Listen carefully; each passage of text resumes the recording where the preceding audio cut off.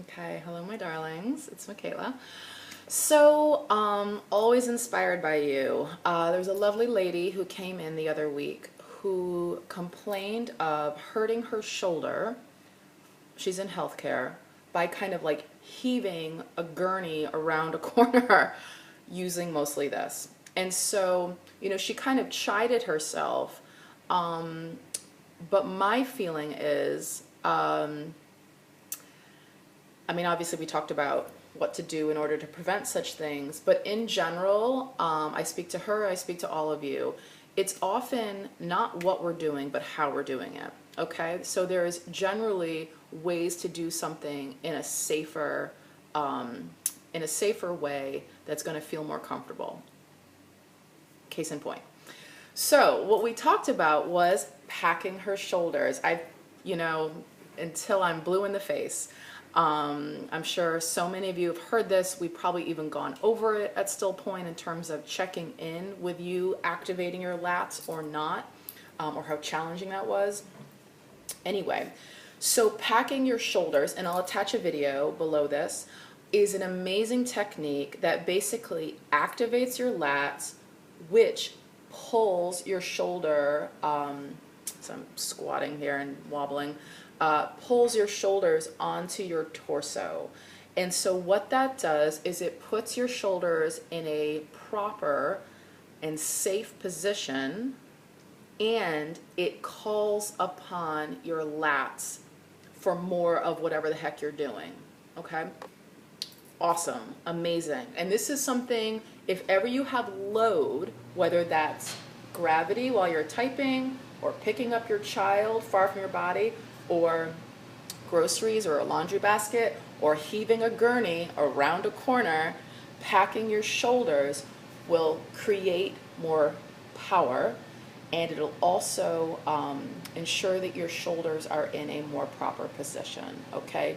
Stressing these little attachments far less, okay? So there's that. And then the other thing I said to her was about sitting back. And so basically what that means is sticking your butt out, which calls on your hamstrings and your glutes to get in the action. By sticking out your butt, you direct the weight over your heels, so that can be a good marker. You can wiggle your toes, and then you want to feel a stretch of the back of your legs, maybe a little sensation in your glutes. But at any rate, the reason why that is so useful is because you're calling on bigger muscles, which is what you want to do in almost every given activity, unless you're looking to isolate something small for more aesthetic purposes. So this essentially is like the basis of a deadlift, which is an amazing exercise, which will make your hamstrings and your glutes strong, and it will help keep you more upright, which is where most of the world is not. Generally, we are strong and tight on the front of our bodies. We tend to be weaker and looser on the backs. And so if you can, I'll attach another link, something called the 3 pillars of health. I might have talked about it the last time.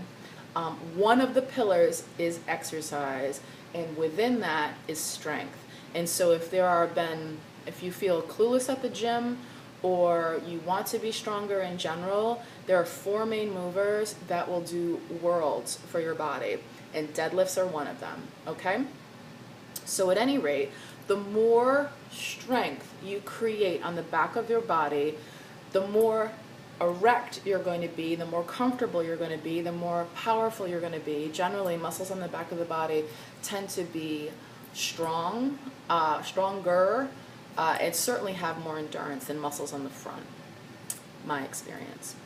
Anyway, so when you are doing something that is challenging, that is in your hands, packing your shoulders first, and then potentially sitting back and calling upon your hamstrings and your butt as you're like pulling something.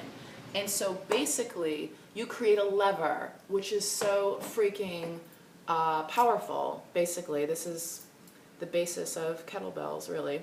And you create a bit of momentum when you move something, which again generates more power. All right? So I hope that was useful. Please be in touch if you have questions or if you have more needs around this. But at any rate, this should keep you safer and stronger, which is always the goal. All right. Thank you. And until next time.